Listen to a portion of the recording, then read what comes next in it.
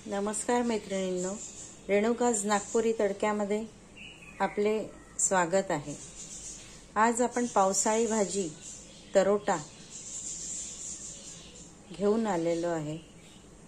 आता पावसाळा सुरू झाला असताना निसर्ग आपल्यासाठी काही भाज्या आपोआपच उगवतो, जो आपल्या शरीरासाठी, आपल्या हेल्थसाठी अतिशय उपयोगी असते। तर ही पावसाळी भाजी आहे आणि आपोआप उगवणारी आहे तरोटा। कोणी तरोटा म्हणतं याला, किंवा कोणी टाकळ्याची भाजी म्हणतं याला। याचं सायंटिफिक नाव आहे लॅसिया टोरा। ही भाजी आपल्यासाठी अतिशय उपयुक्त आहे। हे लिव्हरचं फ्लुइड व्यवस्थित काम करण्यासाठी किंवा फ्लो, त्या लिक्विडचा फ्लो व्यवस्थित करण्यासाठी ही भाजी काम करते। शिवाय हार्टचं टॉनिक आहे, कोलेस्ट्रॉल फ्री करते आपली बॉडी, स्किन प्रॉब्लेम दूर करते। तर ही भाजी अतिशय उपयुक्त आहे। ही कमीत कमी पावसाळ्यात 3 ते 4 वेळा तरी प्रत्येकाने खायलाच पाहिजे। आणि ही भाजी जनरली शेताच्या धुऱ्यावर, म्हणजे जे शेताच्या काठावर उगवते किंवा रिकाम्या प्लॉटमध्ये उगवते। चांगली जागा जिथे असेल तिथनं तोडून आणायची, किंवा आपल्या बाजारात सुद्धा ही भाजी उपलब्ध होते।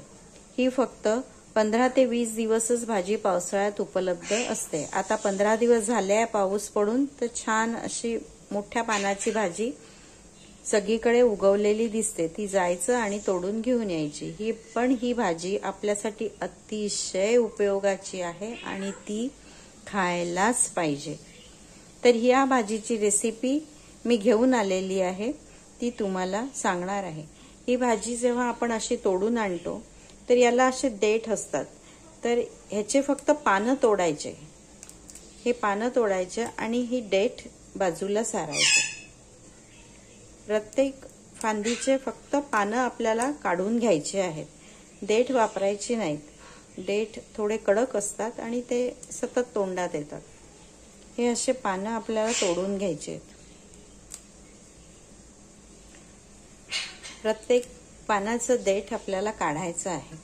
अगदीच कोवळी असेल नाही काढलं तर चालते, पण हे असे पानं सहज निघतात याचे, आणि हे देठ आपल्याला बाजूला काढायचं आहे।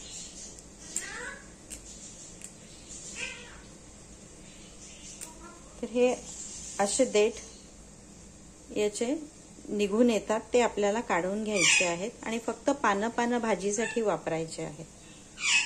तर याचप्रमाणे हे एवढे पानं मी इथे काढून घेतलेले आहेत। आणि आता ही भाजी 2-3 वेळा धुवून घ्यायची आहे, साध्या थंड पाण्याने आधी, वापरायच्या आधी। त्यानंतर ही भाजी आपल्याला वाफवून घ्यायची आहे। वाफवून यासाठी घ्यायची आहे की ही खुरटी झाडं असतात, ज्याचा संबंध जमिनीशी असतो आणि जमिनीच्या जवळजवळ हे झाडं उगवतात। त्याच्यामुळे पावसाळ्यामध्ये किडे असतात, काही अळ्या असतात, किंवा काही तर त्या झाडांवर बसू नये, कीटक बसू नये, किंवा असलेले मरून जावेत, म्हणून ही भाजी आपल्याला वाफवून घ्यायची असते। थोडीशी तुरट असते ही भाजी। थोडं वाफवून घेतलं का त्याचा तुरटपणा सुद्धा कमी होतो। पानं सुद्धा याची अशी कडक असतात, लवकर ओली सुद्धा होत नाही पाण्यामध्ये। 2-3 पाण्याने धुतल्यावर ती छान ओली होते आणि त्याची सगळी धूळ माती निघून जाते। म्हणून ही भाजी आपल्याला वाफवून घ्यायची आहे। ते याचे पानं थोडे नरम होतात, तुरटपणा कमी होतो आणि ती भाजी करायला सोपी जाते। म्हणून आता ही आपण 2-3 पाण्याने धुवून घेतलेली भाजी आहे, हिला आपण आता, मी पाणी गरम करायला ठेवलंय, तर हिला पटकनच वाफवून घ्या। वाफवून खूप नाही, हार्डली 3 मिनिटं वगैरे अशीच वाफवायची आहे, बाकी नाही। तर आपण बघूया, या भाजीला आता वाफवून घेऊया। याला उकळी फुटलेली आहे छान, तर यात आपण ही भाजी टाकूया।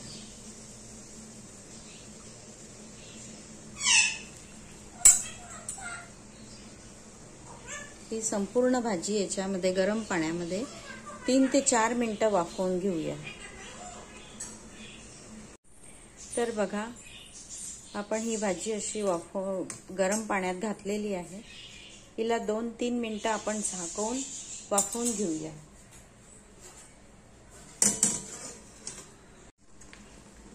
तीन ते 4 मिनिटं भाजी उकळून झालेली आहे. पावसाळी कीटक मरण जावेत हाच या उकळण्यामागचा हेतू आहे. आणि ह्याचा तुरटपणा आता या पाण्यामध्ये सुद्धा निघून गेलेला आहे. ही भाजी आता आपण याच्यातून काढून घेऊया.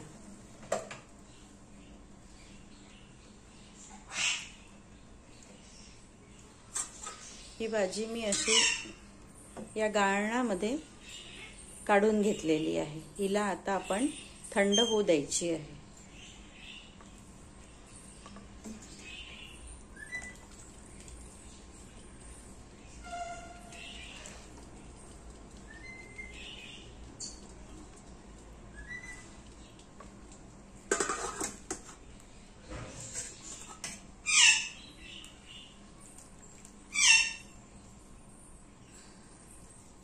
बघा, हिची वाफ जाऊ द्यायची आणि यातलं सगळं पाणी आपल्याला पिळून काढून घ्यायचं आहे. भाजी थंड झाली की तर आपली ही भाजी थंड झालेली आहे आणि हिचं पाणी असं पिळून काढून घ्यायचं आहे. त्याच्यामध्ये पाणी राहतं किंवा लवघाई असेल तर लवकर थंड पाणी घालून हिला थंड करायची आणि ह्याचं पाणी पूर्ण असं छान पिळून काढून घ्यायचं आहे.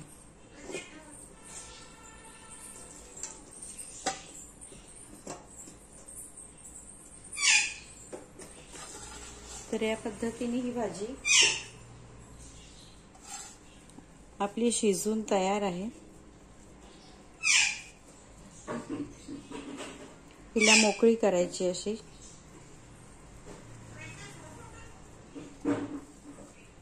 ही भाजी खायची जरूर. 2-3 वेळा तरी खायची. जशी बाजारात उपलब्ध होते किंवा आजूबाजूला किंवा गावांमध्ये तर शेताच्या काठावर असते ही भाजी. हिला खायची जरूर. हे आपलं लिव्हरचं काम अगदी सुरळीत करते. काही इन्फेक्शन असेल ते सुद्धा दूर होते या भाजीने. इतकी महत्वाची ही भाजी आहे. तर हिला आपण मोकळी करून घेतली आहे. हिला थोडं आपण बारीक कापून घेऊया.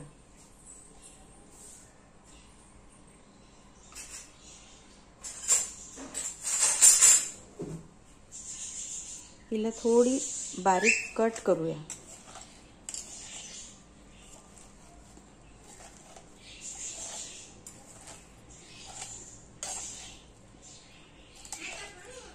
कारण कोवळी भाजी असली तर कट करायची गरज नाही, पण मोठे पानं आहेत तर थोडी हिला असं चिरून घेऊया.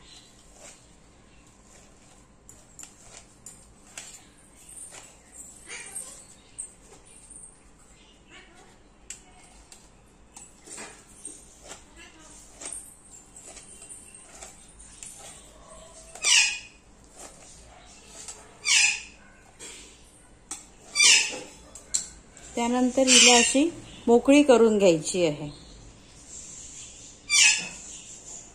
चिरून घेतली की थोडी मोकळी करून घ्यायची.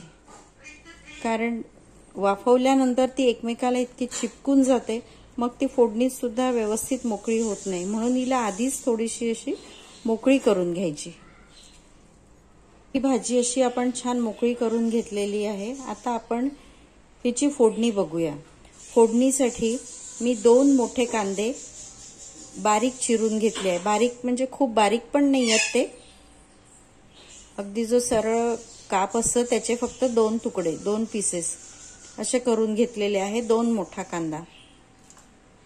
4-5 मिरच्या अशा तोडून घेतलेल्या आहेत. लाल मिरच्या, कारण हिरव्या भाजीमध्ये लाल मिरच्या दिसायला पण सुंदर दिसतात आणि त्याचा तिखटपणा पण उतरतो. त्याच्यामुळे हिरवी न घेता लाल मिरच्या वाळलेल्या घ्यायच्या. आणि हे 5-6 लसूण असे बारीक काप करून घेतले आहेत, बारीक चिरून घेतलेले आहेत. तर आता आपण याची फोडणी बघूया. यासाठी मी कढई गॅसवर ठेवलेली आहे थोडी, आणि ती गरम झाली आहे म्हणून स्लो टू मीडियम असं ठेवलेलं आहे फ्लेम. आणि यात थोडं तेल घालायचं आहे. तर या भाजीला थोडं आपल्या नॉर्मलपेक्षा थोडं जास्त तेल घालायचं, कारण ही भाजी खूप सुकी सुकी चांगली लागत नाही. याला थोडं तेलाचं प्रमाण व्यवस्थित असेल तरच ही भाजी अतिशय चविष्ट अशी लागते. थोडा हाय फ्लेम करून तेल गरम होऊ द्यायचं.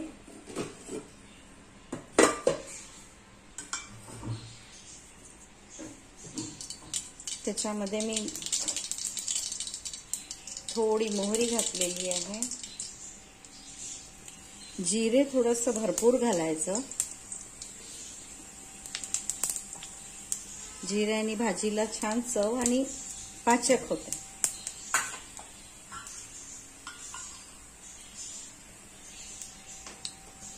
त्यानंतर लसूण होऊ द्यायचा. लसूण मात्र लालसर होऊ द्यायचा.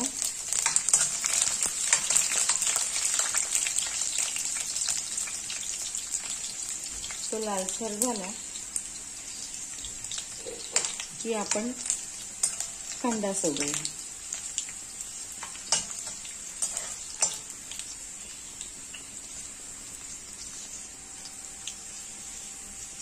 कच्चा नाही ठेवायचा, त्याचा मग कच्चा स्वाद येतो तोंडासारखा, म्हणून त्याला लसणाला नेहमी थोडं लालसरच होऊ द्यायचं, कडक. तो चवीला पण छान लागतो.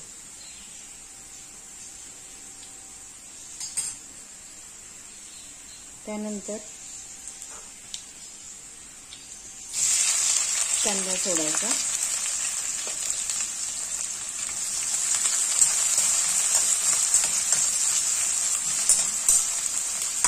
हा कांदा पण छान लालसर शिजू द्यायचा.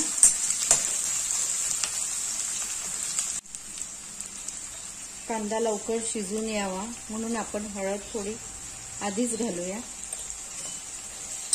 म्हणजे कांदा लवकर शिजून येतो.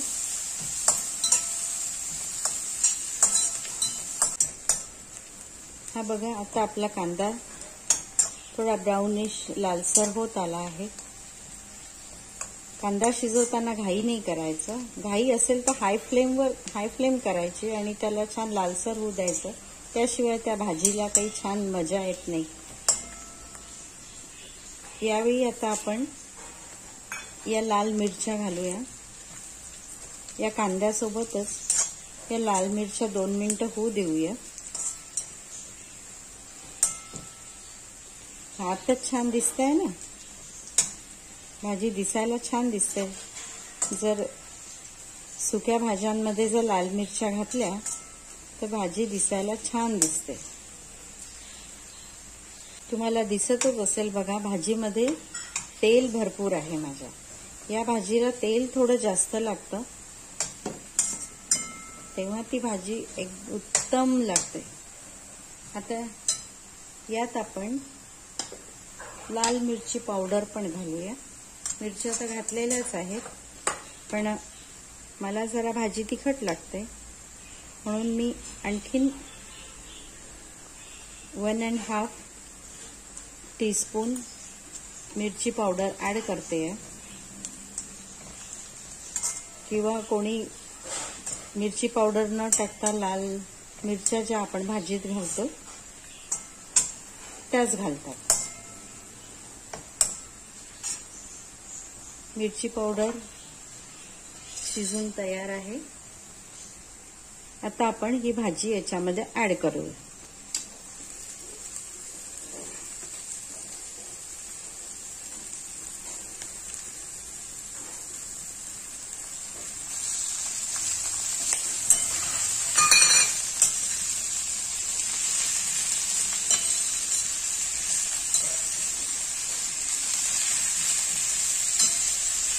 हे छान मिक्स करून घ्यायचं या फोडणीमध्ये.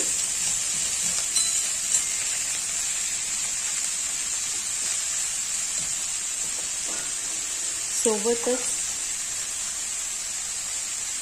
आपल्या चवीपुरते आपण मीठ घालतोय यात.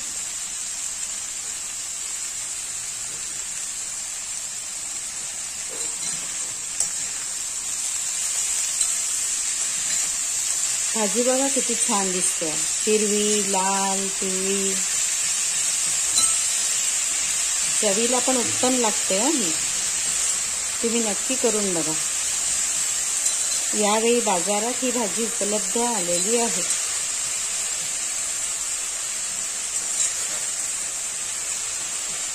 सहजरित्या मिळते आणि बघा, हिला आपल्याला वाफ काढून घ्यायची आहे.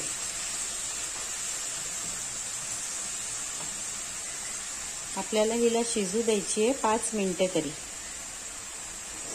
Slow to medium फ्लेमवर. म्हणून आपण हिला आता झाकून ठेवूया.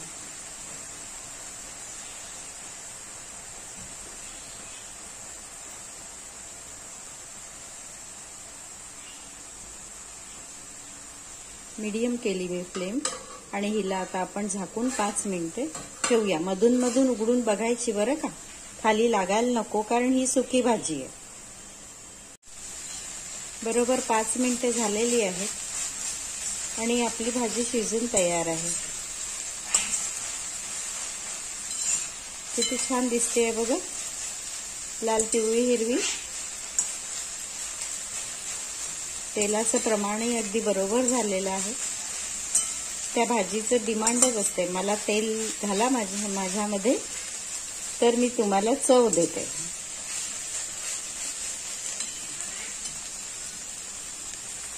ती छान दिसते आपली भाजी तयार झाली. तर मैत्रिणींनो, चला शोधून आणा बाजारातून आणि करा तरोटा तुम्ही पण. नमस्कार.